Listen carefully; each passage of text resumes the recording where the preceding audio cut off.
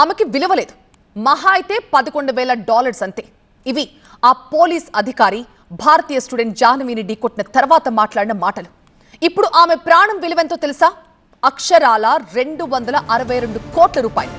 2023లో అమెరికాలోని సియాటిల్లో అక్కడి పోలీస్ అధికారి నిర్లక్ష్యం వల్ల తెలుగు విద్యార్థిని జాహ్నవి కందులా చనిపోయింది.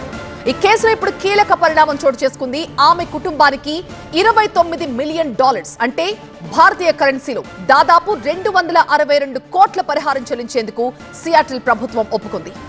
ఏపీకి చెందిన జాహ్నవి ఉన్నత చదువుల కోసం 2021లో అమెరికాకు వెళ్ళింది.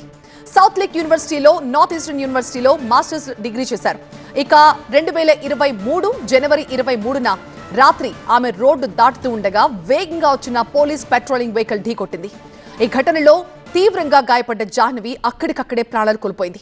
అయితే ఈ ప్రమాదానికి కారణమైన పోలీస్ అధికారి కెవిన్ డేవ్ జాహ్నవి మృతిపై జోకులు వేయడం అప్పట్లో తీవ్ర వివాదాస్పదమైంది.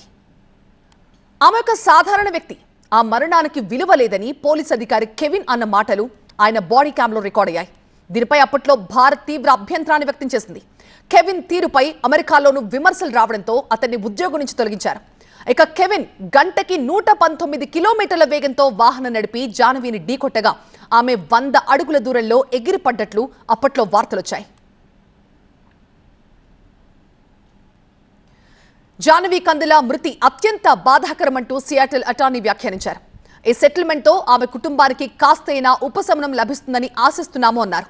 అయితే దీనిపై జాహ్నవి కుటుంబం తరపున అటార్నీ నుంచి ఇంతవరకు స్పందన రాలేదు. అయితే జాహ్నవి ప్రాణానికి ఖరీదు కట్టడమే ఇప్పుడు ఆలోచించాల్సిన విషయం. వారిది ధనవంతమైన కుటుంబమేం కాదు. అలాగని డబ్బుతో ఆమె ప్రాణానికి ఖరీదు కట్టడం కూడా సమంజసం కాదు. ఆమె ప్రాణానికి విలువ లేదని ఆ పోలీస్ అధికారి అప్పట్లో చెప్పడమే అత్యంత హేయం. ఇప్పుడు ఆమె ప్రాణానికి ఒక విలువ కట్టి ఆ పరిహారం ఇప్పుడు ఇస్తామనడం ఇంకా దారుణం. ఇప్పుడు ఆ 262 కోట్లు జాహ్నవి కుటుంబానికి ఇస్తే వారికి న్యాయం జరుగుతుందా? వారికి ఆ డబ్బు ఇవ్వడం వల్ల పోయిన కూతురు తిరిగి వస్తుందా? కుటుంబానికి కూతుర్ని దూరం చేసి ఇప్పుడు పరిహారం ఇస్తే వాళ్ళ దుఃఖం పోతుందా? ప్రస్తుతానికి జాహ్నవి కుటుంబ సభ్యులు, వారి తరపున వాదించే అటార్నీ కూడా ఈ పరిహారంపై ఇంకా స్పందించలేదు. త్వరనే కోర్టులో ఈ పరిహారంపై సమాధానమిస్తూ అఫిడవిట్ దాఖలు చేసే అవకాశాలున్నాయి.